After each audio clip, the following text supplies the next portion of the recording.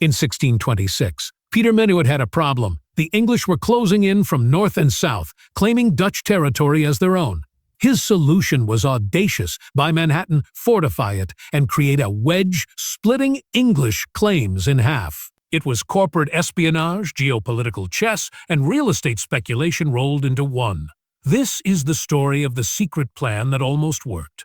In 1625, the Dutch West India Company faced an existential threat in North America. The English were closing in from both directions. To the north, Plymouth Colony had been established in 1620.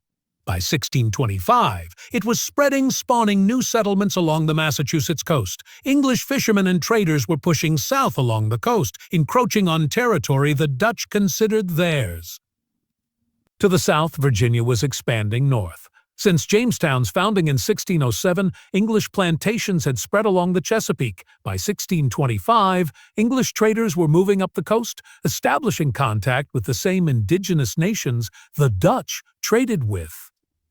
In between sat New Netherland. The Dutch claimed to the Hudson River Valley and surrounding territories. It was valuable strategically. The Hudson provided access deep into the interior. The harbor at its mouth was one of the finest on the Atlantic coast. The fur trade flowing through the region generated enormous profits, but Dutch presence was thin, maybe 200 people scattered in a few trading posts. Fort Orange, near present-day Albany, held perhaps 50. The settlement on Manhattan had maybe 30. Small temporary camps dotted the Hudson and Delaware rivers. This was barely an occupation, more like extended camping, and the English knew it.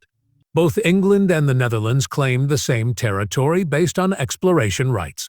England's claim, John Cabot's 1497 voyage along the North American coast, gave England rights to everything he'd seen. The Dutch claim, Henry Hudson's 1609 voyage up the river that now bore his name, gave the Netherlands rights to that watershed. Both claims were legally shaky. Under the emerging international law of the era, exploration alone wasn't enough. You had to establish effective occupation, permanent settlements, governance, infrastructure. Neither side had done that convincingly. But the English had an advantage: numbers. Plymouth had hundreds of settlers. Virginia had over 1,000.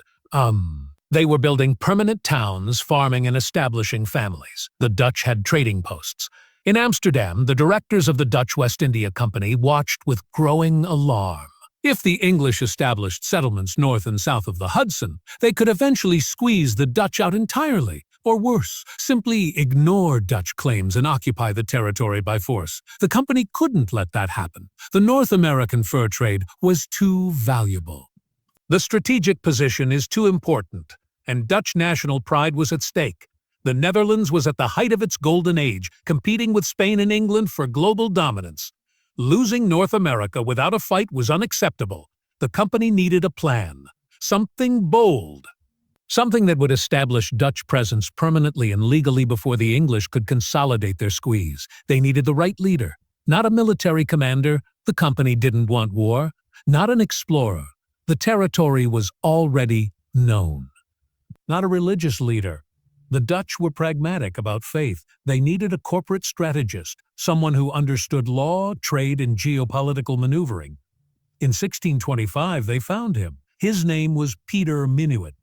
And he had a plan that would reshape North America, just not in the way anyone expected. Peter Minuit was an unlikely choice to lead a colonial venture. He wasn't a soldier. He'd never commanded troops or fought in battles. He wasn't a sailor with years of ocean experience. He wasn't a charismatic religious leader capable of inspiring settlers. He was an accountant.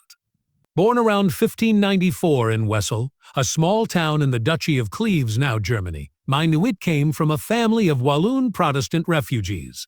His parents had fled religious persecution in the Spanish Netherlands, like thousands of others, seeking safety in Protestant territories. This background shaped him. He grew up speaking multiple languages, Dutch, German, and French, and understanding the refugee experience, he knew what it meant to be displaced, to rebuild in foreign territory, to negotiate with authorities for basic rights. He was educated but practical.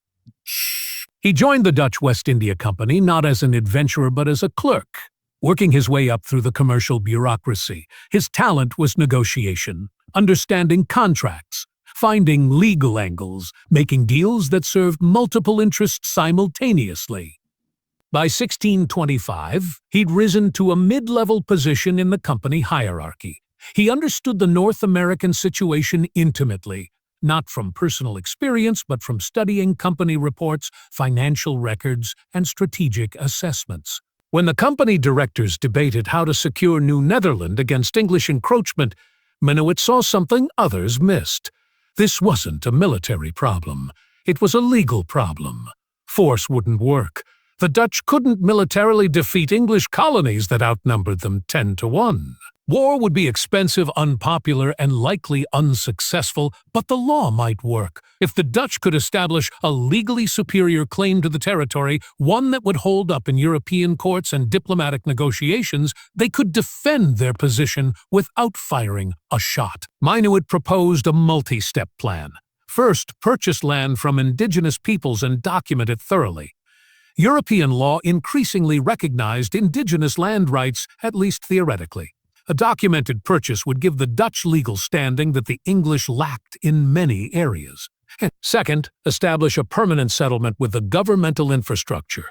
Not just trading posts, but a fortified town with courts, laws, and civic institutions. This would prove effective occupation. Third, recruit settlers aggressively. The population was the weakness. The solution: don't limit recruitment to Dutch nationals. Accept anyone: Walloons, Germans, French Huguenots, Scandinavians, even English dissenters unhappy with Puritan or Anglican authorities. Fourth, fortify strategically. Build a military installation impressive enough to deter casual English aggression, even if it couldn't withstand a full siege. Fifth, execute everything quickly before the English realized what was happening and objected. The company directors were impressed. This was corporate strategy, not colonial adventure. It was the kind of plan businessmen understood. In late 1625, they appointed Peter Minuit as Director General of New Netherland. His orders were explicit but confidential. Proceed to New Netherland, implement the plan, secure the territory legally and permanently, and do it fast. They gave him ships, supplies, a few dozen settlers, some soldiers, and company funds. What they didn't give him was much time. The English vice was tightening every month. Minuit sailed in early 1626, arriving in New Netherland in May. He had maybe 6 months before the English noticed, and he intended to use it every day. Peter Minuit understood something crucial about European colonization. Possession wasn't just physical or it was legal. You could occupy territory militarily, but without legal justification recognized by European powers, your claim was vulnerable to diplomatic challenge, international arbitration, or conquest blessed by legal pretense. Spain had established the precedent in the 1500s.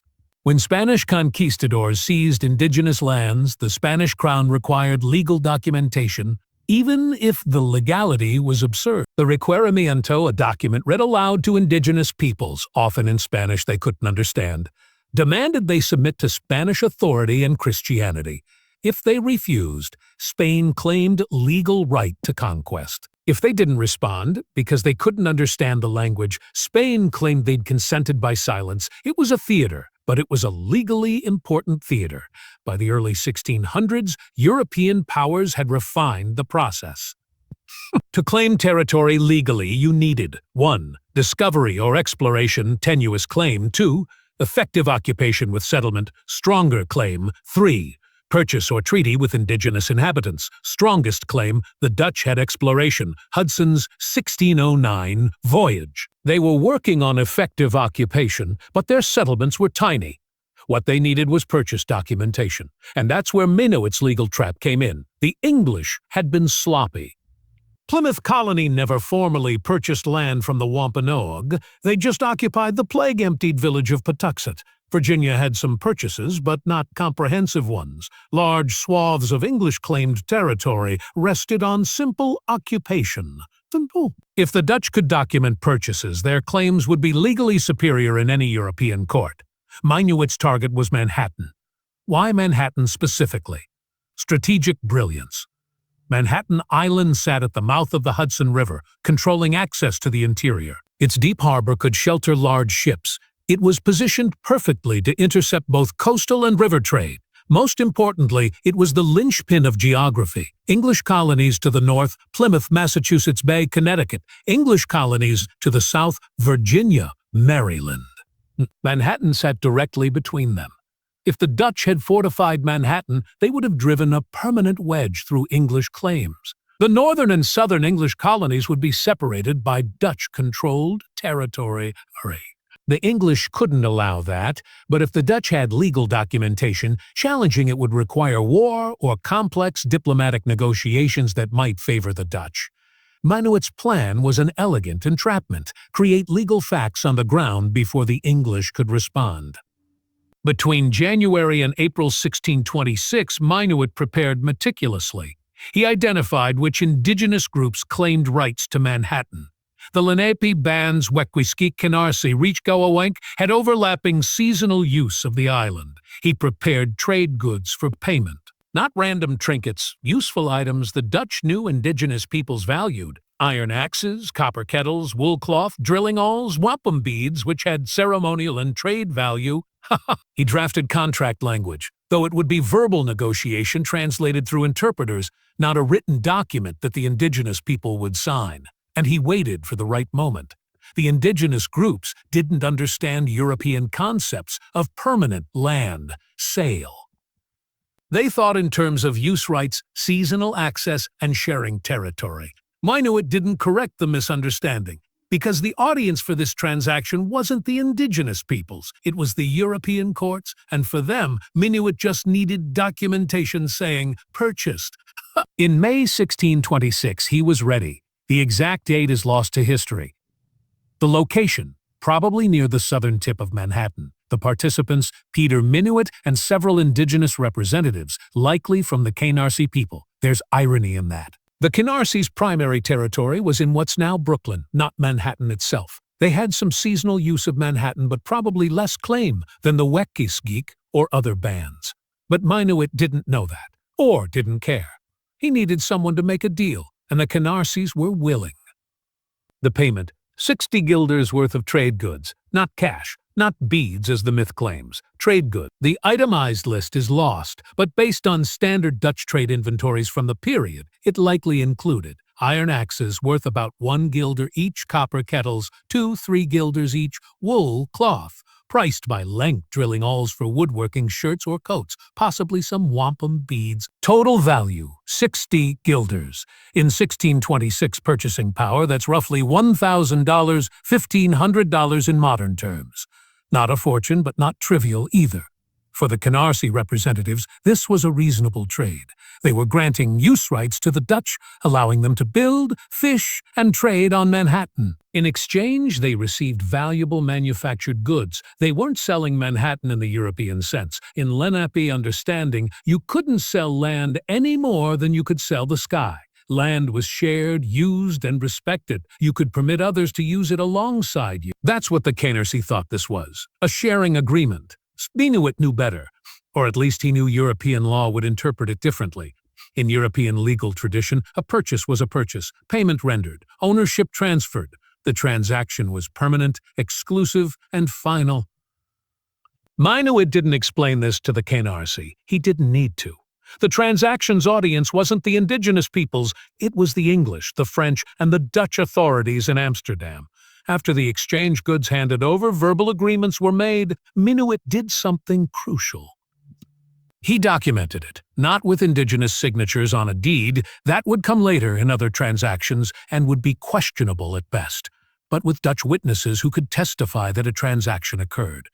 Within weeks, Minuit sent a letter to Amsterdam.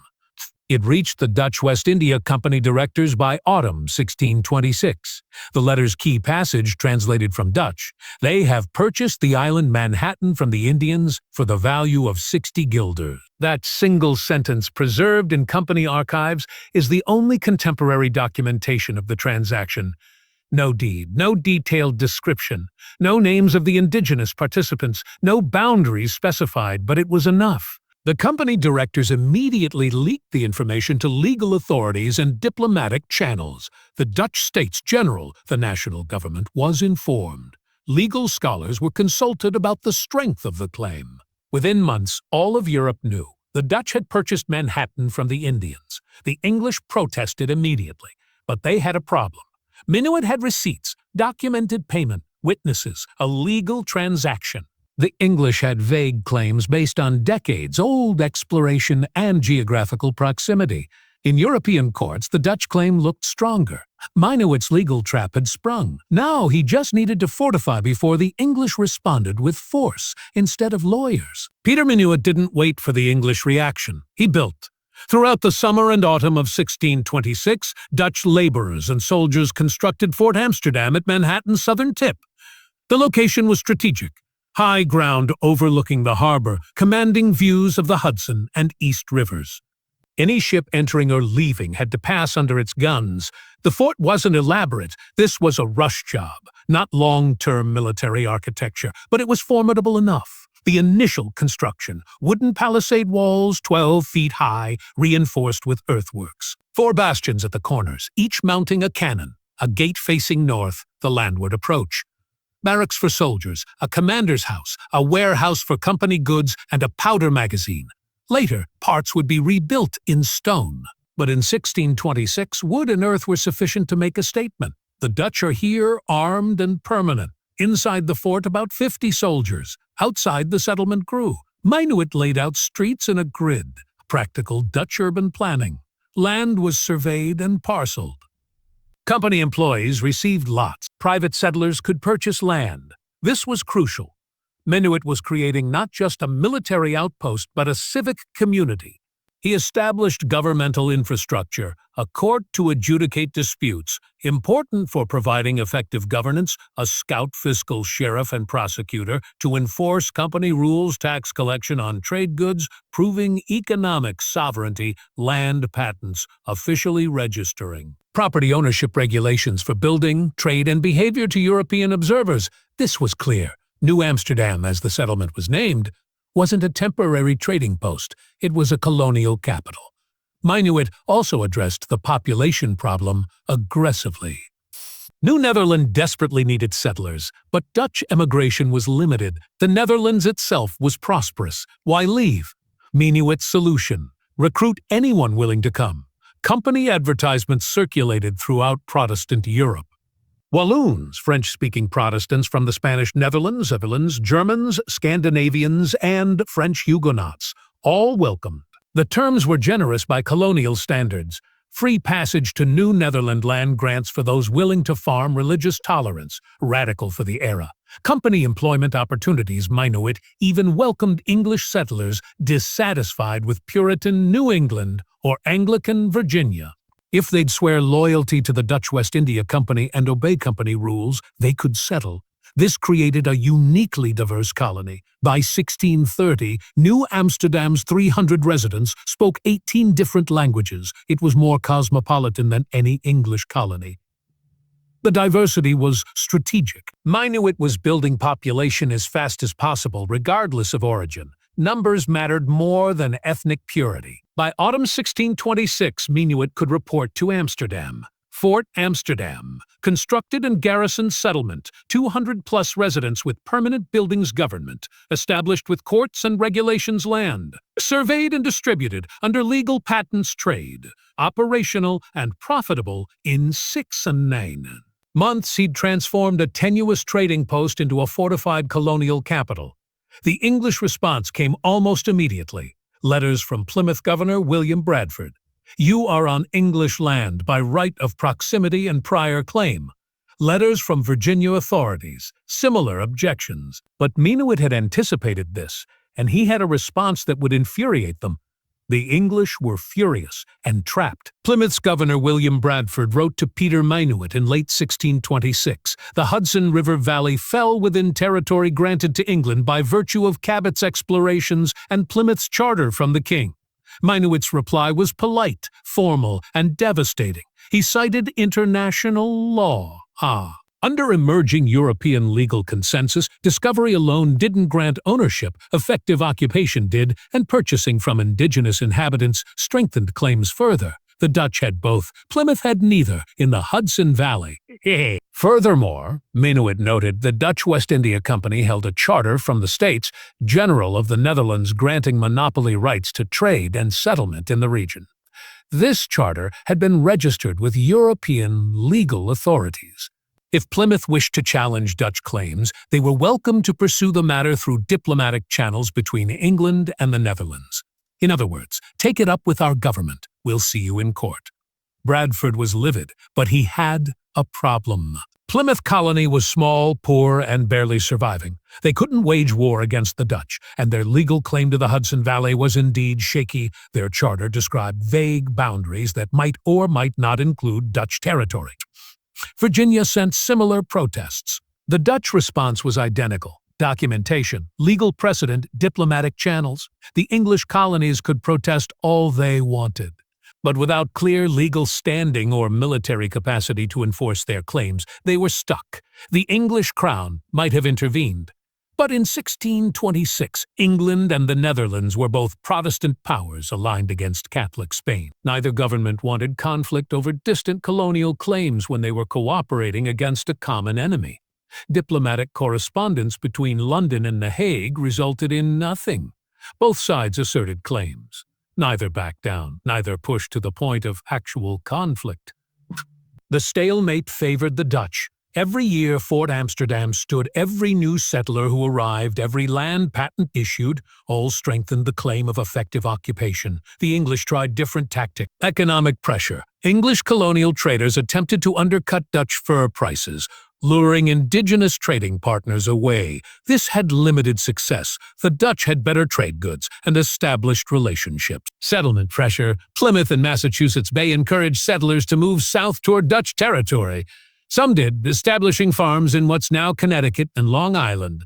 The Dutch protested but couldn't physically prevent it. Legal maneuvering. English colonists began purchasing land from indigenous peoples too, creating competing claims. This led to complex disputes over who had the authority to sell what. By 1630, the situation had settled into uneasy coexistence. The Dutch controlled Manhattan and the Hudson River Valley. The English controlled Massachusetts, Plymouth, and coastal settlements to the north and south. Overlapping claims existed in Connecticut, Long Island, and the Delaware River Valley. Both sides protested constantly but avoided direct military conflict. Minuit's plan had worked.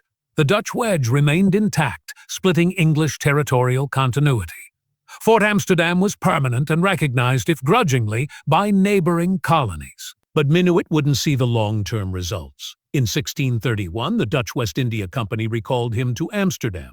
Company politics, accusations of financial irregularities, and jealousy over his success led to his dismissal. Bitter and angry, Minuit left New Netherland, and he would soon return to North America, working for a different European power with plans to strike back at the company that had betrayed him.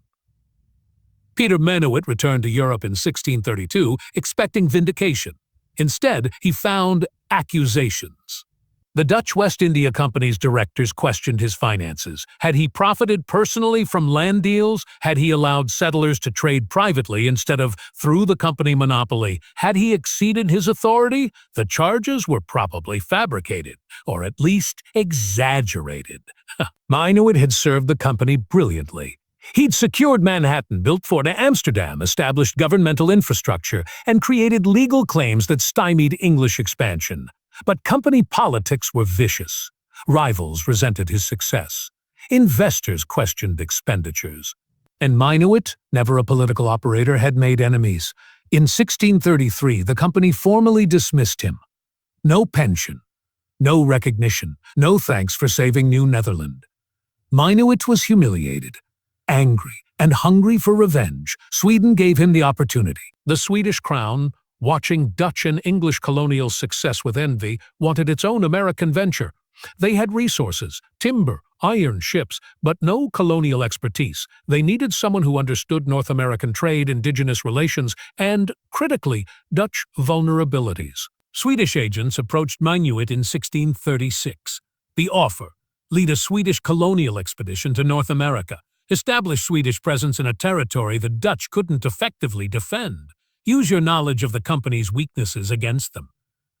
Minuit accepted immediately. He knew exactly where to strike: the Delaware River Valley. The Delaware, which the Dutch called the South River, was valuable territory, rich in furs. Strategically positioned, the Dutch claimed it. Fort Nassau had been established there in 1624, but Dutch presence was minimal, maybe a dozen traders, no permanent settlement, no fortifications worth mentioning. It was the weakest point in New Netherlands' defenses. In late 1637, Minuit sailed from Sweden, commanding 2 ships, Kalmar Nickel and Fogelgrip. About 50 Swedish and Finnish settlers accompanied him, plus soldiers and supplies. They reached the Delaware River in March 1638. Minuit sailed directly to the site of Dutch Fort Nassau and sailed right past it. He continued upriver to a location the Dutch didn't effectively control. There, he negotiated with the Lenape and Susquehannock peoples. Using the same tactics he'd employed for the Dutch in 1626, he purchased land for Swedish settlement. The payment, similar to Manhattan, trade goods, tools, and cloth. The documentation, similar to Manhattan, witnesses, a written record sent to Swedish authorities. Fort Christina was established near present-day Wilmington, Delaware, named for Sweden's young queen.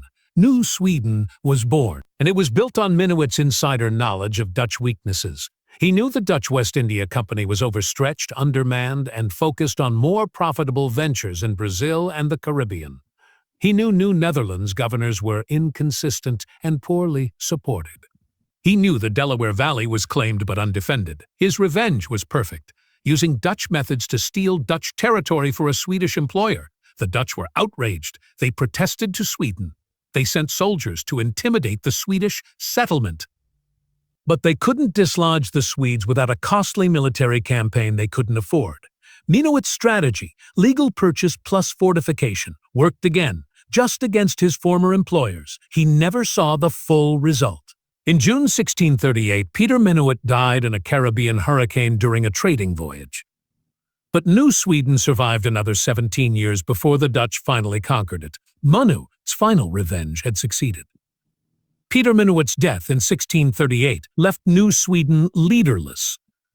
His successors, Johan Prince and others, maintained the colony, but without Minuit's strategic vision and negotiating skill, it struggled. Meanwhile, New Netherland faced mounting problems that Minuit's plan couldn't solve: population. By 1640, New Netherland had approximately 1,000 European settlers scattered from Fort Orange in the north to the Delaware River in the south. New England, by contrast, had 25,000. Virginia had 15,000. The demographic imbalance was catastrophic. Minuit's legal maneuvering had established Dutch claims. His fortifications had created defensive positions. His governmental infrastructure had proven effective. But he hadn't solved the fundamental problem. Dutch people didn't want to emigrate to America. Why would they? The Netherlands in the 1600s was the wealthiest, most urbanized, most tolerant society in Europe. Amsterdam was a global trade hub. Dutch cities offered opportunities, culture, and prosperity. America offered wilderness, danger, and hard labor. English emigrants, by contrast, had push factors: religious persecution, economic hardship, and political instability. The Puritans fled persecution. Virginia attracted the desperate poor. Emigration made sense. Dutch emigration didn't. The Dutch West India Company tried everything: patroonships, massive land grants to wealthy investors who'd recruit settlers. Limited success: religious tolerance, advertising New Netherland as a haven for persecuted Protestants. Some success: Walloons, Huguenots, Jews came. Economic incentives: land grants, tax breaks, and company employment. Moderate success. But nothing generated the population explosion English colonies experienced. By 1650, New Netherlands' 1,500 settlers were vastly outnumbered by 50,000 plus in English colonies. The strategic wedge Minuit created, Manhattan separating northern and southern English territories, was becoming irrelevant. The English could simply bypass it by land or ignore it entirely. New Netherland also faced internal problems. Governor Petrus Stuyvesant, who arrived in 1647, was competent but autocratic. He fought constantly with settlers over the company's monopoly rules. Many colonists traded illegally with English colonies, preferring English goods and prices. Religious and ethnic diversity, Minuit's strength, became Stuyvesant's headache. The 18 languages spoken in New Amsterdam represented competing interests, loyalties, and agendas. Unity was impossible, and the company itself was failing. By 1650, the Dutch West India Company was bankrupt. Brazilian ventures had collapsed. African operations were unprofitable. North American furs couldn't cover the losses. Company support for New Netherland evaporated. Supply ships came irregularly. Soldiers went unpaid. Governors received little backing from Amsterdam. The Swedish threat, Minuit's parting revenge, distracted scarce Dutch resources. In 1655, Stuyvesant finally conquered New Sweden, but it cost money and soldiers the colony couldn't afford. Meanwhile, English colonies continued expanding. Connecticut settlers pushed into Dutch-claimed Long Island and Hudson Valley territories. English traders undercut Dutch fur prices. English populations surrounded Dutch settlements. By 1660, Minuit's plan was visibly failing. The legal claims still held on paper. The fortifications still stood, barely manned. The governmental infrastructure still functioned, serving too few people, but the strategic goal, preventing English territorial consolidation, had failed. The northern and southern English colonies were communicating, trading, and cooperating despite the Dutch presence. The wedge wasn't splitting English territory. It was becoming an isolated pocket surrounded by English expansion. The mathematics were inexorable. 1,500 Dutch versus 75,000 English. When the English decided to take New Netherland, nothing could stop them. That decision came in 1664. August 20, 1664. 4 English warships appeared in the harbor below New Amsterdam. The commander, Colonel Richard Nichols, carrying orders from King Charles II. The orders were simple: seize New Netherland and deliver it to the Duke of York, the king's brother. Charles II had granted all Dutch territory in North America to his brother by royal decree. No negotiation. No purchase, no legal justification beyond, because I'm the king. It was the geopolitical move Minuit had feared and tried to prevent through legal maneuvering. Nichols sent a message to Governor Petrus Stuyvesant: surrender immediately or the ships would open fire. Stuyvesant was defiant. He defended the colony for 17 years. He understood Fort Amsterdam's strategic importance. He was willing to fight, but the settlers weren't. New Amsterdam's population, about 1,500, gathered to debate. The discussion was pragmatic, not patriotic. Could they resist? No. The English ships outgunned Fort Amsterdam. The English had more soldiers. The English colonies could be reinforced indefinitely. The Dutch had no reinforcements coming. Would the Dutch West India Company send help? Unlikely. The company was bankrupt. The Netherlands was at war with England and Europe. No rescue was coming. What would happen if they surrendered? Nichols promised favorable terms: keep your property, maintain your businesses, practice your religion, just swear loyalty to the English crown. What would happen if they resisted? Bombardment, fire, death, destruction. And then surrender anyway, but with everything lost. The math was clear. Stuyvesant wanted to fight anyway. He was a soldier. He'd served the company his entire adult life. Surrender felt like betrayal. But the colonists refused to follow him into suicidal resistance. On September 8, 1664, after 13 days of tense standoff, Stuyvesant surrendered. Not a shot was fired. Not a drop of blood spilled. The transfer was remarkably peaceful. The English honored their terms. Dutch settlers kept their land, businesses, and property rights. Dutch legal traditions continued in many areas. The Dutch Reformed Church continued operating. The administrative transition was swift. New Amsterdam, right arrow, New York, named for the oft Fort Amsterdam, right arrow, Fort James, New Netherland, right arrow, English territory. From Connecticut to Delaware, the strategic wedge Minuit created. The Dutch presence splitting English territories disappeared overnight. English colonies north and south were now connected.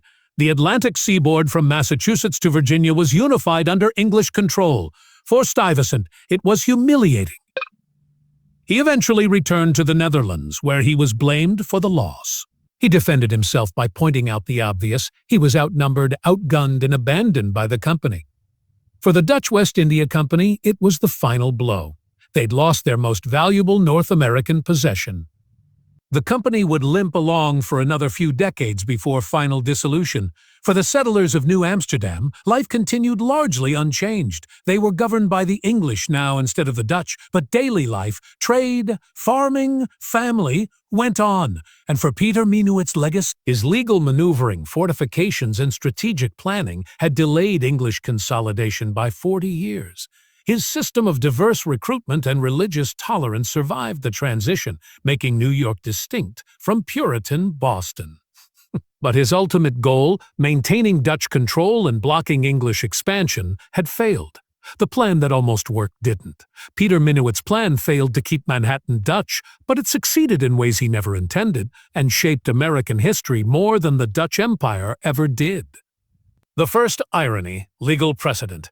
Minuit's strategy of purchasing land from indigenous peoples became standard colonial practice. After 1626, nearly every European colony made at least token efforts to document land purchases. Were these purchases legitimate? Rarely. They involved fundamental misunderstandings about land ownership, coerced agreements, fraud, and payments to people without authority to sell. But the precedent stuck. Colonization required the legal theater of purchase. This had consequences for centuries. Every broken treaty, every fraudulent land deal, every forced sale traced back to the principle that European law required indigenous consent, even when that consent was manufactured. Minuit had created a legal framework that would be weaponized for 250 years of dispossession. The second irony, diversity and tolerance. Minuit's strategy of recruiting anyone willing to come, regardless of nationality, language, or specific Protestant denomination, created New Amsterdam's remarkable diversity. That culture survived the English takeover. New York remained more cosmopolitan, more tolerant, more commercially minded than Puritan Boston or Anglican Virginia. The religious tolerance Minuit encouraged, for pragmatic, not idealistic, reasons became a defining characteristic of New York. When the U.S. Constitution later enshrined religious freedom, New York's example provided practical evidence that it could work. The third irony, capitalism. The Dutch West India Company's model, private corporation governing territory for profit, influenced American economic culture profoundly. New Amsterdam was never a religious or utopian project, it was a business venture. Making money was the explicit goal. Diversity was tolerated because it was profitable. Laws were pragmatic, not ideological. That commercial, pragmatic, profit-oriented culture became New York's, and eventually America's, defining characteristic. The fourth irony, urban planning. Fort Amsterdam's street layout became Lower Manhattan's street pattern. The Dutch grid system, practical and efficient, was retained by the English. Wall Street, the location of the defensive wall Minuit built. Broadway, the wide path, breed weg, running through the settlement. The Bowery, Boweridge, Dutch for farm. New York's geography still bears Dutch names and Dutch planning 350 years later. The greatest irony. Manhattan became the greatest city not of the Dutch Empire but of the English-speaking world. Minuit secured Manhattan to preserve the Dutch presence and block English expansion. Instead, he gave the English the single most valuable piece of real estate in North America. Manhattan, which Minuit bought for 60 guilders, is now worth nearly $2 trillion. It's the financial capital of the world, the headquarters of global capitalism, the most famous city in the United States. All because Peter Minuit executed a corporate strategy so effectively that it survived his employer's defeat. His plan worked perfectly, just for the wrong empire. Today, a statue of Peter Minuit stands in Battery Park, near where Fort Amsterdam once stood.